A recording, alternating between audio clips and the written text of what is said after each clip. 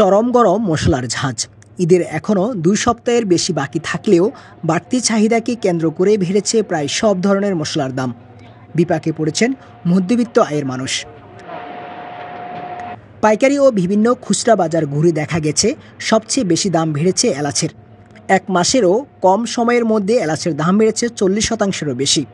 অন্যান্য মশলার মধ্যে জিরা, দারুচিনি, লবঙ্গের দাম গত বছরের তুলনায় কেজি প্রতি ২০০ থেকে ৪০০ টাকা পর্যন্ত বেড়েছে।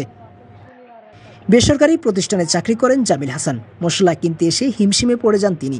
নিজের চাহিদা অনুযায়ী নিতে চান, কিন্তু দোকানদার অল্প পরিমাণ বিক্রি করবেন না। তাই তিনি আক্ষেপ করে বলেন, সাধারণ জনগণের জন্য আসলে নাবিশ্বাস। বর্তমান আসলে কোরবানির সময় যে গরুর মাংস মানুষ পাবে, সাধারণ জনগণ মশলা কিন্তু হিমশিম খেয়ে যাবে যে অবস্থা। তাছাড়া মানুষের আয় কমে গেছে, ব্যয় বেড়ে গেছে। এগুলো আসলে কষ্টের কথা কোথায় বলেও লাভ নেই, বলে আর জায়গাও নাই। আসলে আমি বলছি, আর ভাই একটু কমায় দেন, আরেকবার একটু কথা বলেন, একটু যদি ইচ্ছান হয় একটু মার্জিন কম রাখেন। বলবো যে এটাই কম দাম সবচেয়ে। এখানে ওনার যেহেতু লাভ করেই তো আসলে ব্যবসা করবে, তো যার ফলে কম দিতে পারলো না উনি আসলে। এদিকে এলাচ এখন মানভেদে প্রতি কেজি ৩ থেকে ৪ হাজার টাকায় বিক্রি হচ্ছে। এক মাস আগেও দাম ছিল ২,০০০ থেকে ২,৮০০ টাকা। পাইকারিতে প্রতি কেজি লবঙ্গ বিক্রি হচ্ছে ১,৫০০ টাকায়। এক মাস আগেও ছিল ১,২০০ টাকা।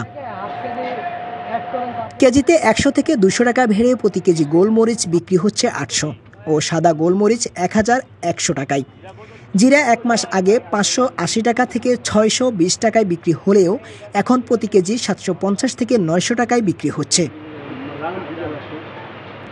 দাম বাড়তে হওয়ার পিছনের কারণ জানতে চাওয়া হয় দোকানির কাছে। তারা বলেন, ডলারের মূল্যের উপর নির্ভর করে দাম বেড়েছে, কারণ এই মশলাগুলো বাইরের দেশ থেকে ইনপুট করা হয়।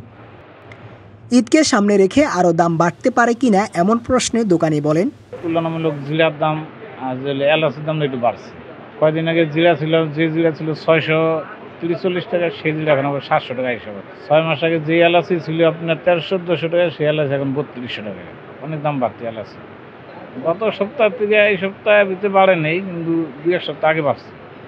এখন এটা বলা যাচ্ছে না, যদি আমদানি হয় তাহলে দাম না বাড়তে পারে, আর আমদানি বাড়লে যারা ইনপুট করে তারা হয়তো বাড়াইতে পারে। দাম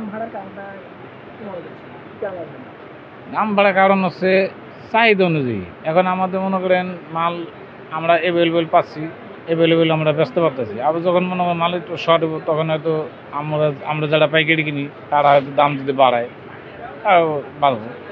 আমাদের বেশি রেটে এনে বেশি রেটে ব্যস্ত হইব।